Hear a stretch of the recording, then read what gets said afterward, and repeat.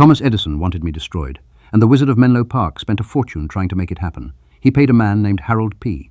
Brown to travel across the country electrocuting dogs, horses, and calves with alternating current, all to convince the public that my invention was nothing more than a death sentence waiting to happen. The executioner's current is what Edison called it. New York State built the first electric chair using my system because Edison lobbied for it, and in August of 1890 they strapped a man named William Kemmler into that wooden seat and threw the switch. 8 minutes is how long the botched execution lasted before Kemmler finally died, and George Westinghouse told reporters they would have done better with an axe. J.P. Morgan's unlimited fortune backed Edison's campaign against me. General Electric spread his propaganda, and an empire of copper wire already snaked through every major American city, carrying his direct current. All of that power and money aimed at burying what I had discovered while reciting poetry in a park in Budapest. 60 times every second, the current running through your walls reverses direction completely. This alternating rhythm that Edison swore would murder children in their beds now powers every hospital ventilator keeping patients alive, every server farm running artificial intelligence, every electric vehicle charging station, and every Bitcoin mine burning through electricity equivalent to entire nations. The war of currents was supposed to end with my system buried alongside the dogs Edison electrocuted for his demonstrations. My alternating current powers your entire civilization instead, and when you understand why, when you grasp the principle I glimpsed in a single flash of insight that has never been matched, you will never look at a wall outlet the same way. Back in 1882, electricity was new, thrilling, and violently contested among men who understood its potential to reshape the world. That same year, Thomas Edison opened Pearl Street Station in Lower Manhattan as the first commercial power plant in America. His direct current system delivered exactly what he promised, because flipping a switch flooded rooms with steady warm light from his incandescent bulbs. Gas jets became obsolete overnight, oil lamps gathered dust, and the constant fire risk from open flames vanished from homes that could afford Edison's service. Darkness itself seemed conquered by the Wizard of Menlo Park.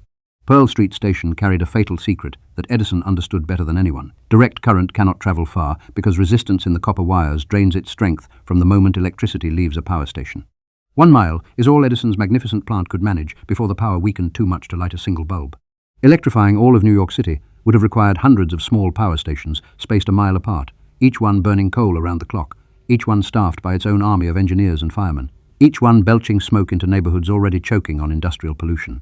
The expense would have bankrupted cities, the inefficiency would have wasted fortunes, and the pollution would have poisoned generations. Edison recognized all of this because he was brilliant and practical and utterly committed to what he had already built.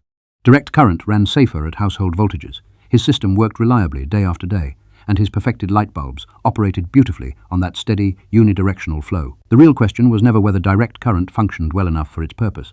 What mattered was whether safety at small scale outweighed power at civilization scale, and that's where Edison made his fatal miscalculation. Millions already invested in direct current infrastructure blinded him, J.P. Morgan and the financiers backing Edison General Electric had committed fortunes they refused to abandon, and what Edison could not imagine, he simply declared impossible. My first encounter with the problem of electrical transmission came as a young student at Graz Polytechnic in Austria, when a physics professor demonstrated a direct current dynamo to our class.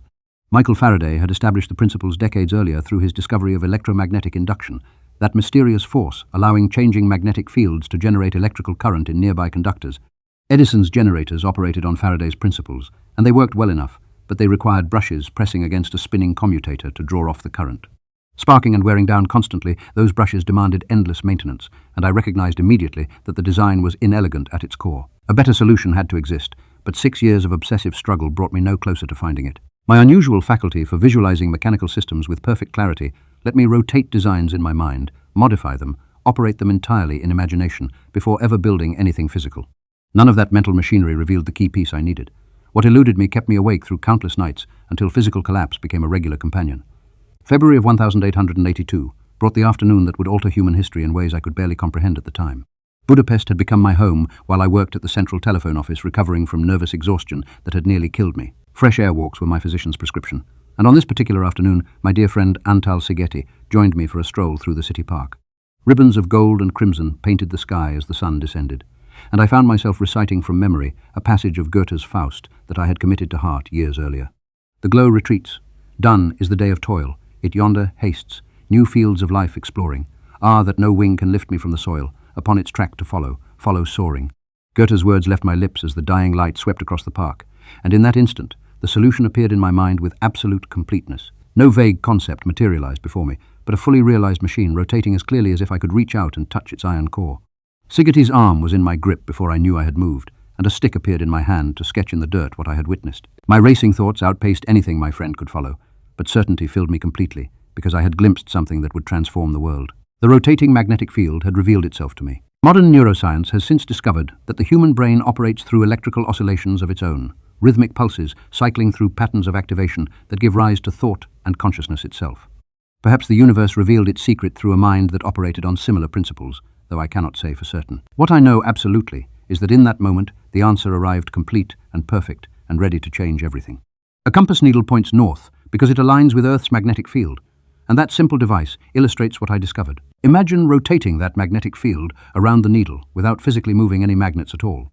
The needle would spin endlessly, chasing the moving magnetic force, perpetually trying to align with a target that keeps circling just ahead.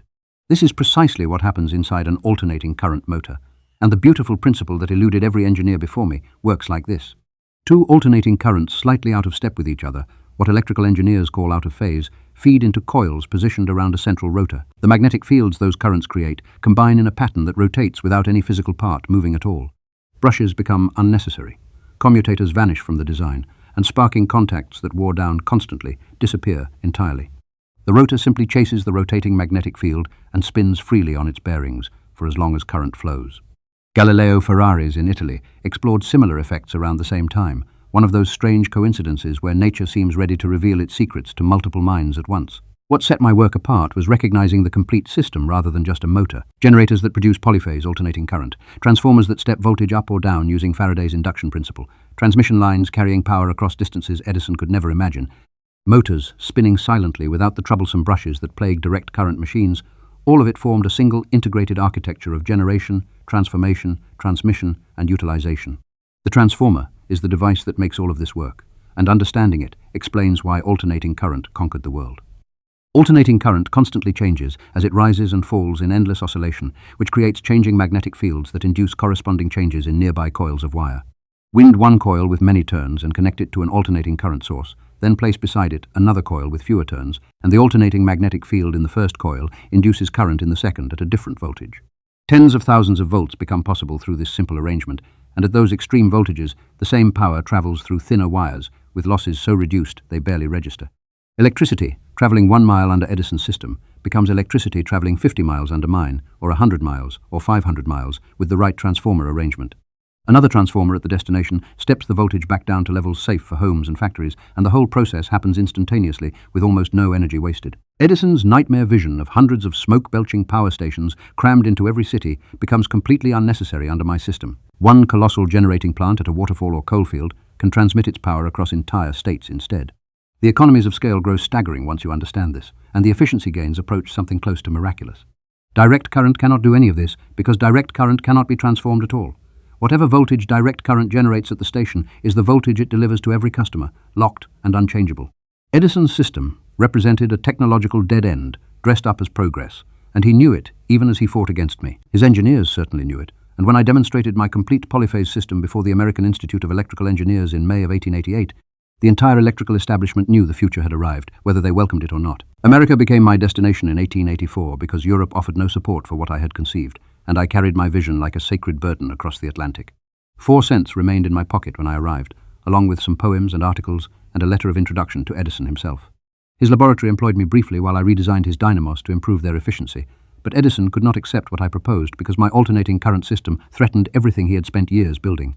His patents would become worthless, his power stations would become obsolete, and his relationship with J. P. Morgan and the banking interests that had staked fortunes on direct current success would collapse entirely. Our partnership ended badly, and I found myself digging ditches for $2 a day, while my education in science and mechanics and literature seemed like nothing more than a mockery. My vision survived that humiliation because truth does not yield to inconvenience, and in 1887 new partners who recognized what I had created helped me establish a laboratory at 89 Liberty Street in Manhattan. The motors and generators I built there matched exactly what I had imagined 5 years earlier in Budapest, requiring no modification or experimental adjustment because I had already tested them thousands of times in my mind before ever touching metal. George Westinghouse had already transformed American railroads through his invention of the air brake, and his extraordinary vision let him grasp immediately what I had created. Westinghouse Electric purchased my patents for what seemed like an enormous sum, including royalties that would have made me wealthy beyond imagination if I had insisted on collecting them. More valuable than any payment was Westinghouse committing his company's manufacturing capabilities to producing my system at commercial scale. History often neglects what truly made alternating current succeed, because the story of lonely genius appeals more than the reality. Visionaries who cannot execute are merely dreamers. And what made my system triumph was Westinghouse's factories and distribution networks, and his willingness to bet his entire fortune against Edison and Morgan and the whole direct current establishment. Engineers like Benjamin Lamy translated my patents into machines that worked through rain and snow and summer heat without failing. Genius alone changes nothing at all, but genius, combined with capital and manufacturing capability, changes the world completely. The war of currents that followed saw Edison deploy every weapon he could find against alternating current. Harold P. Brown conducted his gruesome electrocution demonstrations at Edison's laboratory in West Orange, New Jersey, killing animals to terrify the public into rejecting my invention. Edison lobbied state legislators to limit alternating current voltages to levels that would make transmission completely impossible. The term Westinghoused, as a synonym for electrocution, spread through newspapers because Edison promoted it relentlessly, hoping fear would accomplish what physics never could. Physics cannot be defeated by propaganda, and the turning point arrived in 1893 when Westinghouse won the contract to illuminate the world's Columbian Exposition in Chicago. General Electric's bid exceeded ours by more than $150,000 because alternating current's efficiency made the job dramatically cheaper. 27 million people visited that fair and witnessed the future blazing before their eyes as 200,000 incandescent bulbs, powered by 12 polyphase generators, transformed the exhibition grounds into a city of light, more magnificent than anything humanity had ever seen.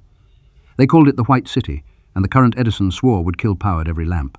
That same year, the International Niagara Commission finally decided how to harness the greatest waterfall in North America after years of deliberation. Lord Kelvin ranked as the most eminent physicist in the world at that time, and he had initially favored direct current for the project.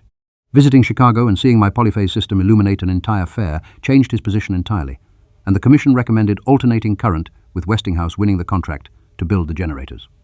Niagara Falls holds a special place in my memory that stretches back to childhood in the village of Smiljan in what is now Croatia. A photograph of that magnificent cataract captured my imagination as a boy, and I told my uncle that someday I would travel to America and harness its power for humanity. His laughter was kind, because what child does not dream impossible dreams that vanish with morning? 30 years separated that childhood boast from the moment I stood watching my generators spin beneath the falls, and I marveled at how the unfathomable mystery of the human mind could carry a vision across decades and continents to make it real. The Niagara Falls Power Project represented the most ambitious electrical undertaking ever attempted up to that point. The plan diverted a portion of the Niagara River through tunnels carved into bedrock, where more than 3,000 tons of water rushing over the precipice every second would spin massive turbines connected to my polyphase generators. The 26th of August, 1895 marked the day. The first generator began operation, producing 5,000 horsepower at 2,200 volts. 25 cycles per second was our original frequency, rather than the 60 cycles your grid uses today, because that lower frequency minimized iron losses in the massive machines we had built. Later systems would increase to 60 cycles, and that choice shapes everything from the pitch of electrical hum in your devices to flicker rates invisible to your eyes but registered perfectly by your cameras. The 16th of November 1896 brought the moment that proved everything I had envisioned since Budapest. Throwing the switch sent alternating current surging across 26 miles of transmission line to illuminate the streets and power the factories of Buffalo. Newspapers reported that the Niagara River had been made to flow uphill, and in a sense they were right. The potential energy of falling water had been converted to electricity and transported instantaneously to a distant city in a way Edison's direct current could never match. Edison's own General Electric received the contract to build those transmission lines, and the irony escaped no one paying attention. The champion of direct current found himself stringing wire for the system that had defeated him completely. Within a few years, even General Electric would quietly begin licensing my patents and manufacturing alternating current equipment while pretending they had supported it all along. Edison himself eventually admitted that I had solved an extremely difficult problem, though the admission came grudgingly. The war had ended with my victory complete. July of 1896 brought my first visit to the completed Niagara installation, and I declared it the greatest and most thoroughly equipped power plant in the world without any hesitation. Humanity has built many monuments over the centuries, from palaces and pyramids to Greek temples and the cathedrals of Christendom, and in those structures we see the power of men, the greatness of nations, the love of art and religious devotion made permanent in stone. The monument at Niagara carries something different, something more suited to our present age of science and industry. It signifies the subjugation of natural forces to human service, the end of barbarous methods of producing power, and the relieving of millions from want and suffering through abundant, clean electricity. The Institute of Electrical and Electronics Engineers designated Niagara Falls as a milestone in electrical engineering in 1990, formal recognition that what we built there changed everything about how civilization generates and distributes power. Today, the New York Power Authority's successor plant at Niagara generates 2.6 million kilowatts of clean electricity using the same principle I visualized in Budapest Still spinning rotors through rotating magnetic fields, still transforming voltage for efficient transmission across distances that would have seemed impossible to Edison. What should truly reshape your understanding is how completely my invention pervades the modern world you take for granted. Every data center holding the artificial intelligence systems transforming your society runs on alternating current without exception. Every query to ChatGPT, every image generated by machine learning algorithms, every recommendation system analyzing your behavior depends on server farms consuming electricity equivalent to small nations. And all of that electricity flows through transformers, stepping voltage up and down exactly as I conceived in 1887. The global cryptocurrency network burns more power than many countries combined, and every Bitcoin mined relies on my polyphase system to function. Electric vehicles that will eventually replace gasoline engines entirely, every Tesla automobile, ironically named after me, and every competitor from every manufacturer, charges through alternating current infrastructure that follows my original design. The rotating magnetic field was not my invention, but my discovery, and that distinction matters more than most people realize. It existed before I was born, and will continue operating according to the same principles long after humanity has forgotten my name entirely. I had the privilege of perceiving what nature had always intended to reveal to minds prepared to receive it. All energy moves in cycles throughout the universe, from planets revolving around their stars to tides rising and falling along every coastline to seasons turning in their eternal progression. Light itself is a wave, an oscillation of electromagnetic fields, rippling through the vacuum of space at constant speed. Conceiving the rotating magnetic field meant aligning human technology with the rhythms the universe already employed everywhere, not forcing nature into some artificial pattern of my own devising. Direct current fights against nature because it attempts to force electrons to march in one constant direction like soldiers on endless parade who never rest. Electrons do not want to march that way because they want to oscillate and vibrate and dance in the patterns that pervade all existence. Working with their natural tendencies rather than against them unlocks possibilities that rigid, stubborn, direct current can never achieve, no matter how much money backs it. The real lesson of the War of Currents is not that I was cleverer than Edison, because Edison was genuinely brilliant in ways I could never match. What separated us was that I paid attention to nature, while Edison paid attention to what he had already built. I watched and listened and let the universe reveal its secrets through a mind willing to receive them, and when I understood those secrets, I translated them into machines that could serve humanity for centuries to come. Edison built real things that worked, and I do not diminish his achievements by recognizing my own. He was a man of the practical, and the immediate, and the already proven, which made him extraordinarily successful at improving what already existed. Seeing past what existed to what could exist required a different kind of mind, one capable of imagining that the limitation he worked around so cleverly was not a problem to be solved, but a signal that he was fighting against nature's grain entirely. The current in your walls reverses direction 60 times every second as you read these words. It powers the lights above you, and the device displaying this text, and the infrastructure connecting you to the accumulated knowledge of human civilization. 140 years have passed since I sketched my vision in the dirt of a Budapest park, and that vision pulses through every wire, in every building, in every city on Earth today. Invisible rivers of alternating current connect us all now, binding humanity together in an electromagnetic web that would have seemed like pure magic to every generation before mine. The progressive development of man depends on invention more than any other human activity, and invention is the most important product of the creative brain. Its ultimate purpose is the complete mastery of mind over the material world through the harnessing of nature's forces to human needs. Producing electric effects of the required quality could transform this whole planet and the conditions of existence on it, and I wrote those words more than a century ago, believing them completely. I believe them still today, because the alternating current that Edison feared and fought has become the invisible foundation supporting everything humanity has built since my time. Poetry in a park, a sunset over Budapest, and a mind that refused to accept that what others could not imagine must be impossible combined to create the world you now inhabit. The future belongs to those who perceive it before it arrives, and the forces of nature serve those who understand them without fighting against their fundamental character. The human mind, properly cultivated, can produce insights that echo across centuries and reshape civilization entirely. Alternating current is proof of that truth, not merely electrons oscillating in copper wire, but evidence that one moment of clarity where a prepared mind meets a universe ready to reveal its secrets can reshape everything humanity builds from that moment forward, forever.